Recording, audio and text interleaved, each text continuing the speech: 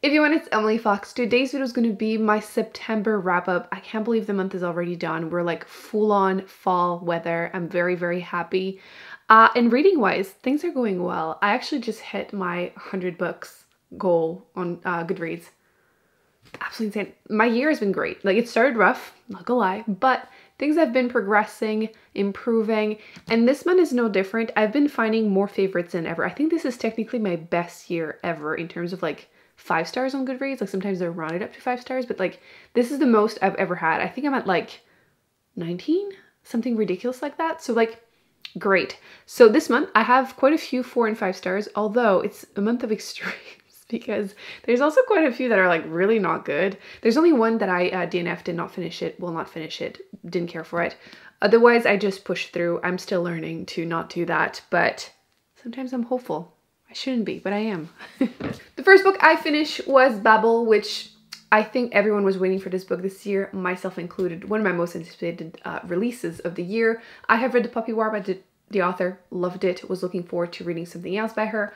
And as soon as I heard like fantasy, dark academia, I was sold. And this was great. I love the first like 300 pages. The main character, Robin, a Chinese boy who is brought to London to be kind of forced to learn a bunch of stuff, languages, English, he already kind of knew, but Greek, Latin, all for him to be able to go to Babel in Oxford to be able to start doing magic, keeping it somewhat vague. But I really, really enjoyed the whole dark academia for the first 300 pages. It's very heavy. I think the main complaint that I've seen from people is that it feels like a university class. Yes, but I really, really enjoyed learning just about languages in general, because in order to use magic in that world, you have to intimately know a language. Like, you need to be able to dream in that language, just how it says.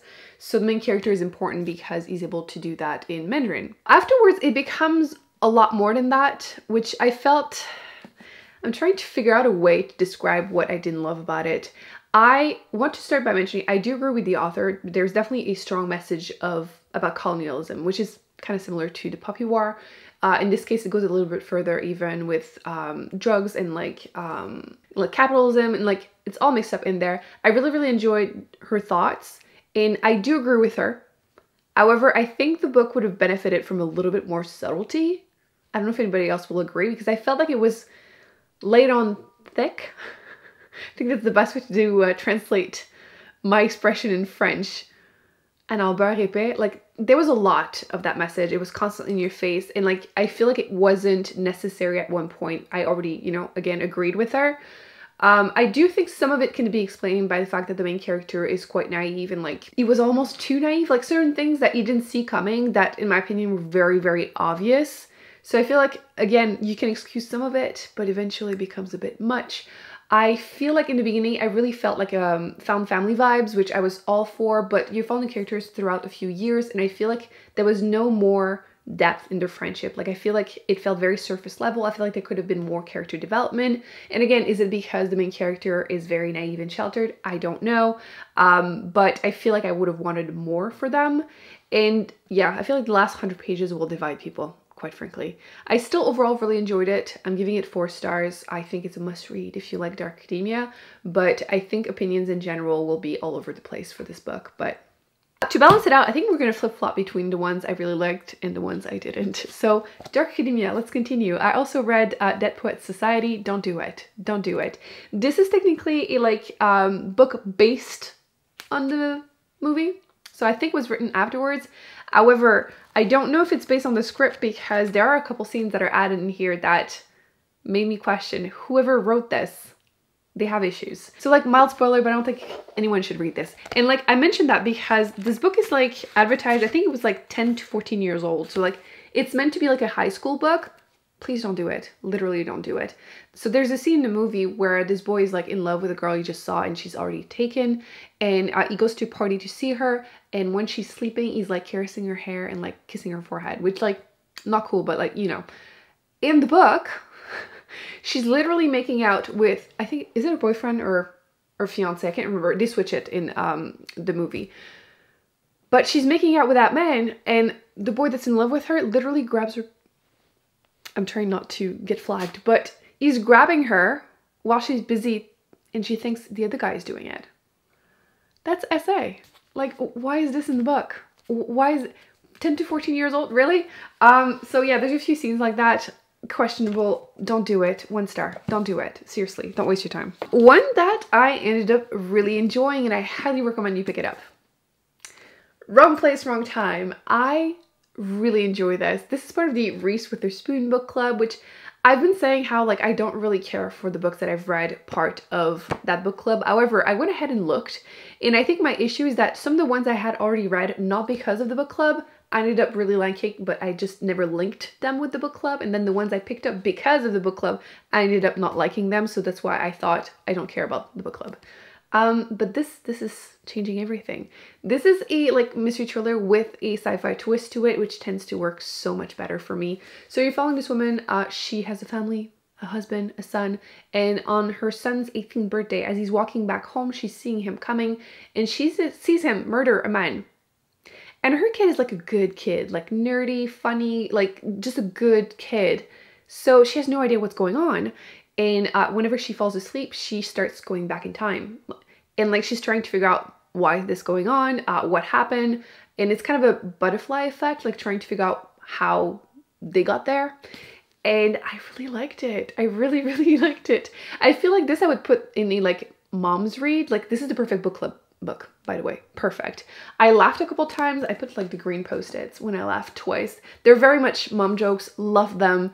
And yeah, I do feel like it's a 4.5 stars. There's like one thing I feel like could have been a slightly different towards the end. I do feel like the book in general is very difficult to finish.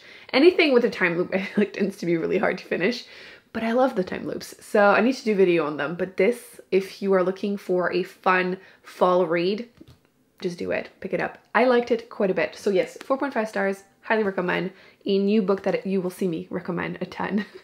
So this was a good one. So one I didn't care for, Sweet Bean Paste. I feel like the Grinch when I don't like a book that is like a wholesome, feel-good kind of book. I wanted to love this. I feel like the message is great. That was fine. You're following, should start with that in the summary. You're following this man who, you know, he kind of has like a dubious past. You don't really know what's going on, but he works at a sweet bean paste, like, what's the name of it? Confectionery shop. So we make desserts, like basically pancake filled with sweet bean paste. And he doesn't really care for his job. It's just like, you know, he has to do it kind of thing. And one day he meets this sweet old little lady who teaches him how to make sweet bean paste. So it's like unlikely friendship, and I really wanted to love it, but it's quite short. It's like 200 something pages, and I feel like it didn't give me enough time to really get attached to characters. And I don't know if it's the translation that makes the writing dry, but I didn't connect. I didn't have enough time. So it was really hard when you get to the sentimental bits to be that attached. Again, I do think there's some important messages. I feel like it would be a spoiler to mention them, so I'm not going to. I wanted to like it a lot more than I did. So to me, this is like a generous 3 stars. I kind of even struggled to finish it, even though it's 200 pages. But if you love wholesome books, you might enjoy this, and don't listen to me, the Grinch. So you know how I just mentioned a mom recommendation? This is a dad recommendation. Obviously, I'm not a mom nor a dad, and I love them, but I just like sometimes to categorize some of them. It gives you a good idea of who should pick this up. This one, everyone, straight up. I read the ebook and now regret not owning the physical copy. One day I will have to, because this was so good. And people kept telling me I was going to love this, but mystery thriller, but it's more like family drama. So I was like, I've been burned too many times. I don't know. So it took me forever to pick it up, and no, 5 stars. So good. So you have these 2 men, these 2 fathers. Their 2 sons were together and they got murdered. And then the 2 men, you have to know that they're pretty homophobic. They were not close to their son. One is white, one is black. So there are some mention of homophobia and racism throughout the book, but I really enjoyed how the author handled those topics. And basically they kind of strike a, not really a friendship, I guess, but they decide to start working together to try and figure out who did it, who murdered their sons, and get their revenge. So it's very like medley. That's kind of what I called it in my vlog, because it's very like beating up people, pew pew. So it's not really my usual kind of book for like a contemporary setting, because fantasy, pew pew, fine, but like for some reason my contemporaries, I'm like, meh. This was great. I really enjoyed how everyone is basically morally gray, pretty much everyone. And there's one quote I need to read. I feel like it gives you the vibes of the book 100%.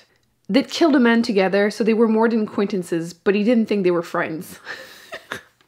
So this is a really, really good book. I could not put it down. I highly recommend it. Like I said, 5 stars. I need to read more by the author, and I'm looking forward to it. So this was really good. Then I read What Happens to the Bennets.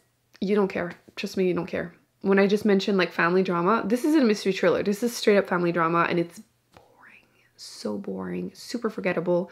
The only thing interesting I could say happens at the beginning, so I can't really say it. But essentially, you have this family, they're driving a car, they get stopped by this other car, people with guns, and something terrible happens and they're put into like witness protection.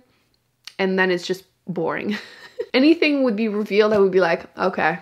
I don't even know why I finished it. Well, I knew it was an audiobook. That's the only reason. Otherwise, I would have put it down because there's no way I would have been able to continue. But don't do it. I gave it like 2.5 just because I felt generous. But no. There's also a weird section. I don't think it's a spoiler. I'm going to keep it vague. But there's a weird section where like a group of like men that are cops are talking about like what if their wife cheated on them kind of thing. And they're like making excuses like, oh, you shouldn't break up your marriage over this. Bullshit. There's absolutely no way these men would have had that conversation. Like, it makes you look at the author like, what are you trying to tell us right now? Pretty much the exact quote, because it was the audiobook, but it can still be a good marriage even if one of you cheated. Oh, I don't know if I can forgive her. That's your pride talking. Bullshit that these men would have that conversation. Absolutely not. Love is forgiveness. No. So that's why I was like, what do you want to tell us, the author? Because... really? So, no, just don't do it. It wasn't good. It just wasn't. Then I read Vita Nostra, which is like a dark academia, magical school, and one of the weirdest books I've ever read. 100%. I had been warned, 100%, but I still was not ready. I'm going to tell you how it starts because if I had known, I would have picked this up way sooner. So you have this girl who is traveling with her mom. It's just them. And she sees this man basically following her, and he starts forcing her to do weird things in order to not... something horrible happening to her mom. And this is basically her like admission to school, but she doesn't want to go. But like no one wants to go. And she has no idea what they're learning and what they're doing. And it's so weird. And every time you think it can't get weird, it does. It does. But I, once again, could not put it down. I read it in like 4 or 5 days. And it's like a heavy book, but I just needed to know. The ending was still very out there. I had to Google. Like Vita Nostra ending explained. Not that it's vague and open because I hate those, but it was just probably deeper. More brain power than I had at the time. But it's a weird book. It's a weird book. But you know what? 4 stars. I somehow enjoyed it anyway. Would recommend it if you love magical school, dark academia, and just weirdness in general. This is the first book. I think it's 4 books, but I think only one is like the second one. The other ones are more companion novels. Correct me if I'm wrong. But the second one is going to be translated in English early next year. So if you want to continue, you're going to be able to. I probably will. But I don't even know how to explain this book. It's just weird. I love it. So check it out. The rest of the books are not really flops. I overall enjoy them, or at least they were okay. So we're going to just stick to good-ish ones from now on. So Macpac Murders. I listened to that one as an audiobook because I mentioned that I tend to like cozy murder mysteries more than just the domestic thrillers that are all over the place that I keep picking up and regretting. And this was like one of the most requested, more recommended book. And I did enjoy it. I listened to it as an audiobook, which I think might not have been the best way, even though the narrator, her voice was great, because it's 16 hours.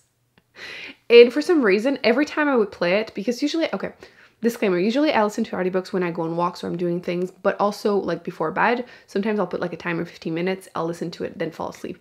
This one I would fall asleep instantly on it. I don't know what was up. Is it me that's tired or what? And it's been raining a lot, so I haven't been taking walks, so it took me forever to go through it. So that's my only complaint. It's slightly too long. But what's interesting with it is that it's a cozy murder mystery in the UK, small town. So you get the small town vibes that I like. But what happens is that there's like 2 stories. A book in a book. I'm currently listening to another one that's like that. It's a bit much. Apparently my brain doesn't do well with those. But you have like a murder mystery in a small town, but then it also happens in real life and you're following these 2 stories trying to like figuring out. That's why I'm saying audiobook might not be the best way to go through it because I found it a little bit confusing when you would like switch to the other story. But that might be just a me thing.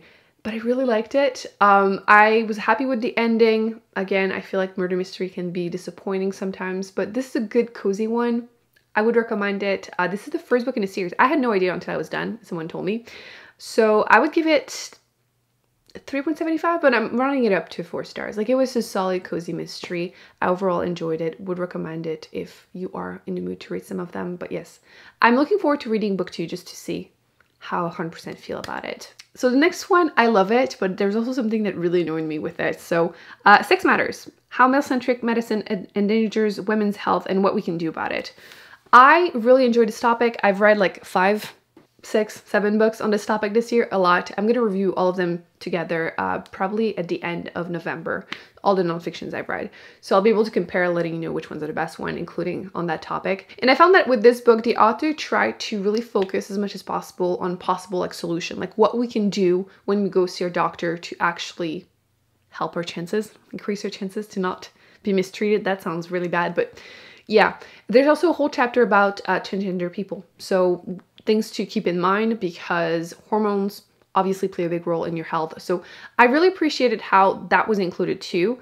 My only issue with it is that about 50% into the book, she includes a little anecdote, like personal anecdote, which obviously happens really often in nonfiction books, and it makes the author more personable, blah, blah, blah. We get this. However, it really annoyed me, and then I couldn't stop thinking about it for the other half. And I wish I had had the physical copy, because I listened to it as an audiobook, because I would like to be able to like tell you exactly what was said. So in the little anecdote, she's saying how her husband, who's also a doctor, told her something that happened at work with a colleague or neurologist that was basically admitting to like treating differently a female patient, because, you know, women don't have diseases, they have anxiety. And he was retelling her that story, and she was like shocked, like, what's going on? And her husband was like, oh, no, it's just locker room talk. It's not serious. He's not actually treating her differently. And like, I was just stunned, and I don't remember exactly what she said in response, but I know she didn't like start a fight or like sit him down to explain to him how messed up that is. So like, that's what I wish I had the exact quote of after, because I just felt like she moved on really quickly from that story, and I can't stop thinking about it, because like, how is that not embarrassing? You're admitting that your husband, the man you're married, is part of the problem, and that you didn't talk to him about it. Like, the speed at which I would have started a fight, like instantly. Like, if he's being silent, he's being complicit. You're dedicating your whole life to this thing, and your own husband is part of the problem, and that's not bothering you? You included that in the book. Nobody thought maybe we shouldn't actually include the story in the book. That's why I'm just so annoyed, and I'm tempted to get back the book just so I could see it and like confirm that I didn't imagine this. She definitely just didn't like actually have much of a reaction to the story. So yeah, I might actually do that. It was about halfway through the book, if anyone picks it up and wants to let me know. But yes, that's why I really liked the book. It was like 5 stars until then. And that brought it down. I'm still going to give it 4, because I do think overall this book is very useful and might actually help people, and that it was more inclusive than all of the other ones I've read pretty much. But that one story, I can't help but feel like it's it reflects badly on the author. So anyway, it is what it is. Read it if you want to. There's some great information. Just let me know if you get to that part of the book. Oh, by the way, the book that I DNF was Every Last Secret. I thought this was going to be like a kind of gossipy, popcorn kind of murder mystery. And you're following this woman who is trying to steal the husband of another woman. They're both married, but she's trying to go for the other one. He's richer. I thought this was going to be like a fun one, but no, it was incredibly boring. That's literally all she wants to do. I thought something like a twist was going to happen, but I was like 60% into it when I put it down, because I don't care about reading the sex scenes. And I was waiting for something good. Nothing good happened. So anyway, not for me. And then we get to my last vlog I just posted. I'll link that if you're interested, because I made my squirrel beside my TBR. I might need to do that again, because this was fun. There was a learning curve because the squirrels were terrified of the books, but we got there in the end. And Steve chose 2 books for me, 2 classics, because that was the theme of the vlog. I was trying to read more of my short classics. So the first one I finished was Don Juan, which this was a play, by the way, and I had no idea what it was about, quite frankly. I feel like we know the character Don Juan, but like I feel like nowadays it doesn't have as much negative connotation as in the book. That man is ruining lives. Like every woman's life, like literally, oh, peasant who's engaged, who cares? I'm gonna go for her. But then when she wants me, I'm moving on because I have her, you know? Just a complete piece of poo. The ending was weird, like really, really weird. I don't know. 3 stars, I guess. It was fine. I'm glad I read it, so I now know, but I can't say this is like a favorite. And then the other one was Le Dernier Jour d'un Condamné by Victor Hugo, which is the last day of a condemned man. And as the title tells you, it's just following the story of a man on his last day before he is publicly executed. And this is more like a social commentary where the author basically says he's against public execution or just the death penalty. And you're just following that man. You don't know what he did. You don't know much, quite frankly. You're just following his last thoughts. So it was interesting, but again, I can't say it's a favorite of mine. It starts with like a weird 40 pages play where a few characters are saying how the author is weird for doing this book, which was apparently attached to the 3rd edition of it, so it wasn't there at first. I guess it might have been like life-changing at the time because again, the play does imply that it was very controversial, but I don't know. I have very little thoughts on this one. I feel like it's a vibe. Oof. What I really want to say is that it was hard to empathize with him at times because he's not necessarily a good person. I mean, he did get there. It's kind of implied that he probably murdered someone and he's like more of a part of the bourgeoisie. But he had a few comments about like the women in his life that made it very hard to feel bad. Like he basically admitted that, oh, you know, I'm going to leave my mother, my wife, and my daughter behind and they have no one to take care of them. Well, you know, my mother is probably going to die soon, so who cares? My wife is probably, you know, she's weak-minded, so she'll probably die pretty quickly. But my daughter, though, you know, the extension of myself, my daughter, though. Anyway, it was an interesting thought experiment. That's where I'm going with this. So 3.5, it was fine. It was fine. And then the last one that I finished before we go into the ones I'm currently reading was Between Two Kingdoms, which in my TBR or wrap up last month, I was mentioning how I started listening to that one. I was really confused why I picked it up because it didn't seem like something I was in the mood to read. Because you're following this woman, it's a memoir about her cancer treatment, like recovery, remission. But I misread the summary and I thought it was after the remission when she's traveling all over the US. And like with that cover, you can kind of imagine that it's possible to not realize that that's not the case. So I wasn't prepared for the very depressing book. Obviously, I do think it was well written. The author is a writer. And I appreciate how she didn't try to make herself look perfect. I feel like that can be something that people fall into whenever they write their story. So she definitely admitted to having issues sometimes and like she could have handled things differently, blah blah. So I appreciated that. However, it's just not something I wanted to read. I cannot deal with more depressing stuff right now, hence me trying to read cute things even though they don't always work. So yeah, I'm not gonna rate it because it's my fault. It's just not what I was expecting. So yeah, it's popular though, so if you want to pick it up, do that. Now, let's talk about the ones I'm currently reading. The first one is for the Patreon Book Club in the Classics section. So for the month of September and October, we're reading Sense and Sensibility by Jane Austen. And I am like 100-something pages into it. So far, I'm very much enjoying it. Her writing is so good. This so far seems to be on par for me with Pride and Prejudice and Emma, which are my favorites. Once I'm done with everything by her, I will probably do like a best favorite to least favorite. Because I do have opinions. I thought I was going to love everything by her, and it's not the case. But this seems so far to be great. I haven't seen the movie in years. I will watch it for the vlog on Patreon. I'll let you know my wrap up at the end of October, how I feel about it. I think that, is it the 95 version that it's the best one? Not the most recent one, basically. So I'll watch that, I'll let you know. But I'm very excited because, again, so far I'm enjoying it. So one more favorite would be nice. And as far as audiobooks, currently I just started listening to The Woman in the Library. And that's the other one I was saying, like a book in a book. This one is even worse, like confusion-wise, because they flip-flop and like they're very close. Like the author is like living, well, not the author of the book. The author, the main character in the book is an author and she's living events and then she's kind of rewriting them for a book. So do not do it as an audiobook. That's my recommendation. Unless you're better than me with these things. It seems to be a struggle. I'm just learning that now. that reading a book in a book confuses me. So yeah, so far it's fine though. I'm just like 15% into it, so I can't really say much, but it was definitely one of the ones people were excited to hear my thoughts on. So I'll let you know, but so far so good. So on that note, this is it. These are all the books that I have read in September, finished 12. Most of them I really enjoyed. It was not 50-50, but like so many new favorites, which we're going to focus on. I hope you're ready for next month. I'll link down below, or on the screen actually, my TBR for next month, because so many fun books, so many fun challenges. I can't wait to read it or unhaul it. So far you guys seem excited about it too. So we're going to clean up my shelves of mystery thriller horror. We're going to get rid of all the domestic ones so I can focus on like the cozy ones. If you have any small town recommendation, please let me know. Or any that have like sci-fi elements, like time loops, like weird paranormal stuff, or like heck, aliens if you want to. Just give them to me, and I will see you in my next video. Bye.